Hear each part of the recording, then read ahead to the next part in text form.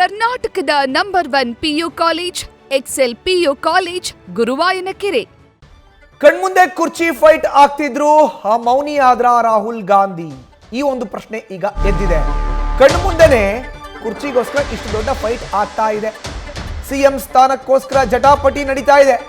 ಇಷ್ಟೆಲ್ಲ ಹೋರಾಟ ಆಗ್ತಾ ಇದ್ರು, ಹೇಳಿಕೆಗಳು ಬರ್ತಾ ಇದ್ರು. ರಾಹುಲ್ ಗಾಂಧಿ ಮಾತ್ರ ಫುಲ್ ಸೈಲೆಂಟ್. ಸಿಎಂ ಗಾಂಧಿ ಜಟಾಪಟಿ ನಡೀತಾ ಇದ್ರು. ಎಐಸಿಸಿ ಅಧ್ಯಕ್ಷರು ಕೂಡ ಮೌನಕ್ಕೆ ಶರಣಾಗಿದ್ದಾರೆ. ಹೈಕಮಾಂಡ್ ತೀರ್ಮಾನ ಅಂತ ಇದ್ದಾರೆ ಸಿಎಂ ಸಿದ್ದರಾಮಯ್ಯ. ಮತ್ತೊಂದೆಡೆ ಡಿಕೆ ಶಿವಕುಮಾರ್ ಭೇಟಿಗೆ ಅವಕಾಶವನ್ನೇ ನೀಡ್ತಾ ಇಲ್ಲ ರಾಹುಲ್ ಗಾಂಧಿ. ರಾಜ್ಯ ಜಟಾಪಟಿಯಿಂದ ದೂರ ಉಳಿದ್ರ ರಾಹುಲ್ ಗಾಂಧಿ ಅನ್ನೋ ಪ್ರಶ್ನೆ ಇದೀಗ ಎದುರಾಗಿದೆ. ರಾಹುಲ್ ಗಾಂಧಿ ಮುಂದೆ ಅಧಿಕಾರ ಹಂಚಿಕೆ ಬಗ್ಗೆ ಚರ್ಚೆಯೇ ಆಗಿಲ್ವಾ ಅನ್ನೋ ಪ್ರಶ್ನೆ ಕೂಡ ಎದ್ದಿದೆ. ರಾಹುಲ್ ಗಾಂಧಿ ಸೈಲೆಂಟ್ ಆಗಿರೋದಕ್ಕೆ ಹಲವು ಕಾರಣಗಳು ಇದೆಯಂತೆ. ಈಗ ರಾಹುಲ್ ಗಾಂಧಿ ಅಂಗಳದಲ್ಲಿ ಈ ಚೆಂಡಿದೆ. ರಾಜ್ಯದಲ್ಲಿ ನಾಯಕತ್ವ ಬದಲಾವಣೆ. DCM ನಾನು CM ಆಗಬೇಕು ಅಂತ ಹೇಳ್ತಾ ಇದ್ದಾರೆ. ಎಐಸಿಸಿ ಅಧ್ಯಕ್ಷರು ಸೈಲೆಂಟ್, ರಾಹುಲ್ ಗಾಂಧಿನೂ ಸೈಲೆಂಟ್.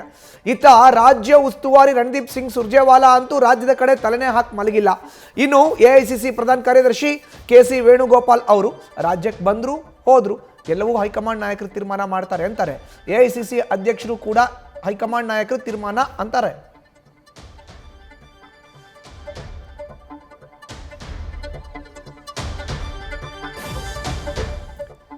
ಇನ್ನು ರಾಹುಲ್ ಗಾಂಧಿ ಮೌನವೇಕೆ ಅನ್ನೋ ಪ್ರಶ್ನೆಗೆ ಕಾರಣಗಳನ್ನ ನೋಡ್ತಾ ಹೋಗೋದಾದ್ರೆ, ಕಾರಣ ನಂಬರ್ 1, ಅಧಿಕಾರ ಹಂಚಿಕೆ ಬಗ್ಗೆ ರಾಹುಲ್ ಗಾಂಧಿ ಮುಂದೆ ಈ ತನಕ ಚರ್ಚೆನೇ ಆಗಿಲ್ಲ.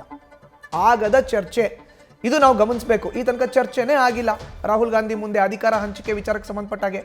ಇದು ಕಾರಣ ನಂಬರ್ 1, ಬಹಳ ಪ್ರಮುಖವಾದುದು.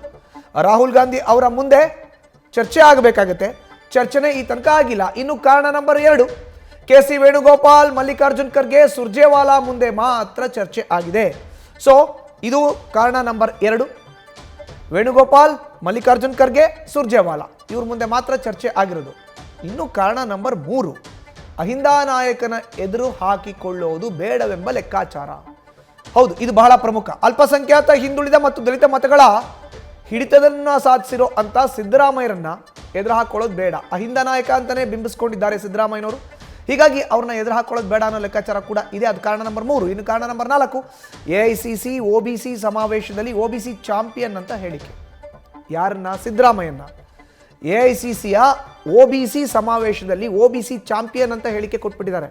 ಸೊ ಹೀಗಾಗಿ ಇದನ್ನ ಕಾರಣ ನಂಬರ್ 4 ಅಂತ ಪರಿಗಣಿಸಬೇಕಾಗುತ್ತೆ. ಬದಲಾವಣೆಗೆ ಕೈ ಹಾಕಿದ್ರೆ ತಪ್ಪು ಸಂದೇಶ ಹೋಗುತ್ತೆ ಅನ್ನೋ ನಿಲುವು. ಮಾಹಿತಿಯನ್ನು ನೀಡ್ತಾರೆ ನಮ್ಮ ಪ್ರತಿನಿಧಿ ಹರೀಶ್. ನೇರ ಸಂಪರ್ಕಕ್ಕೆ ಜಾಯಿನ್ ಆಗಿದ್ದಾರೆ. ಹರೀಶ್, ಸಾಲು ಕಾರಣಗಳು ಇದೆ.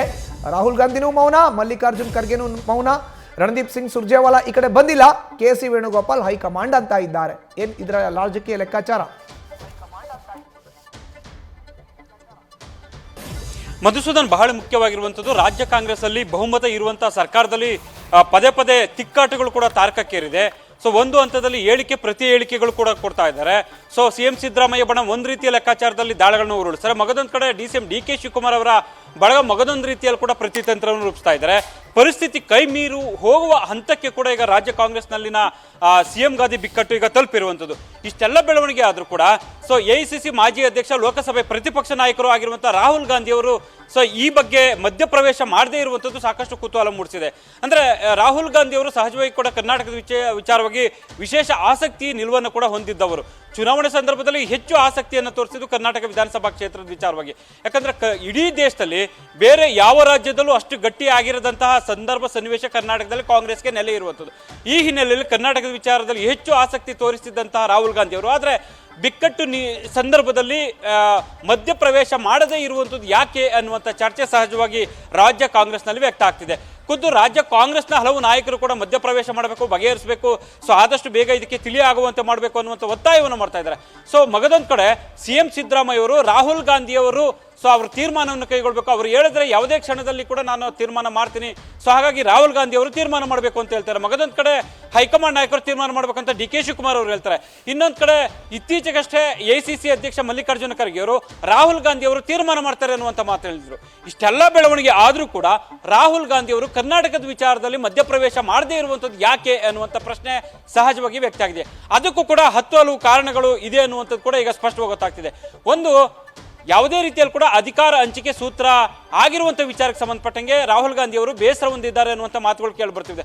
ತನ್ನ ಮುಂದೆ ಯಾವುದೇ ರೀತಿಯಲ್ಲೂ ಅಧಿಕಾರ ಹಂಚಿಕೆ ಚರ್ಚೆ ಮಾಡಿಲ್ಲ ಅನ್ನುವಂಥದ್ದು ಒಂದು ಪ್ರಮುಖ ಕಾರಣ ಆದರೆ, ಮಗದೊಂದು ಕಡೆ ಒಂದು ವೇಣುಗೋಪಾಲ್ ಅವರು, ಮಲ್ಲಿಕಾರ್ಜುನ ಖರ್ಗೆ, ಸುರ್ಜೇವಾಲಾ ಅವ್ರ ಮುಂದೆ ಮಾತ್ರ ಅದು ಚರ್ಚೆ ಆಗಿದೆ, ತನ್ನ ಮುಂದೆ ಆಗಿಲ್ಲ ಅನ್ನುವಂಥದ್ದು ಬಹಳ ಪ್ರಮುಖವಾಗಿರುವಂಥದ್ದು. ಮಗದೊಂದು ಕಡೆ CM ಸಿದ್ದರಾಮಯ್ಯರು ಹಿಂದುಳಿದ ವರ್ಗಗಳ ಪ್ರಶ್ನಾತೀತ ನಾಯಕರಾಗಿದ್ದಾರೆ. ಹಾಗಾಗಿ AICC OBC ಸಮಾವೇಶದಲ್ಲೇ ಸಿದ್ದರಾಮಯ್ಯ ಅವ್ರನ್ನ OBC ಚಾಂಪಿಯನ್ ಅನ್ನುವಂಥ ಮಾತನ್ನು ಕೂಡ ಪ್ರಸ್ತಾಪ ಮಾಡಿದ್ದಾರೆ. ಈ ಒಂದು ಸಂದರ್ಭದಲ್ಲಿ ಹೈಂದ ನಾಯಕರನ್ನ ಎದುರಾಕೊಳ್ಳೋದು ಅಷ್ಟು ಸುಲಭ ಸಾಧ್ಯನಾ ಅನ್ನುವಂಥ ಒಂದು ಚರ್ಚೆ ಆಗ್ತಿದೆ. ಮಗದೊಂದು ಕಡೆ ದೇಶದ 3 ರಾಜ್ಯಗಳಲ್ಲಿ ಕಾಂಗ್ರೆಸ್ ಅಧಿಕಾರದಲ್ಲಿರುವಂಥದ್ದು, ಅದರಲ್ಲಿ 2 ರಾಜ್ಯಗಳಲ್ಲಿ ಮೇಲ್ವರ್ಗದ CM ಇದ್ರೆ, ಕರ್ನಾಟಕದ ವಿಚಾರದಲ್ಲಿ OBC ವರ್ಗಗಳ ಮುಖ್ಯಮಂತ್ರಿ ಇರುವಂಥದ್ದು. ಈ ಒಂದು ಸನ್ನಿವೇಶದಲ್ಲಿ CM ವಿಚಾರದಲ್ಲಿ ಕೈ ಹಾಕಿದಾದಲ್ಲಿ ಬೇರೆ ಸಂದೇಶ ಹೋಗುತ್ತೆ, ತಪ್ಪು ಸಂದೇಶ ಹೋಗುತ್ತೆ ದೇಶಾದ್ಯಂತ ಅನ್ನುವಂಥ ಆತಂಕ ಸಹಜವಾಗಿ ಇರುವಂಥದ್ದು.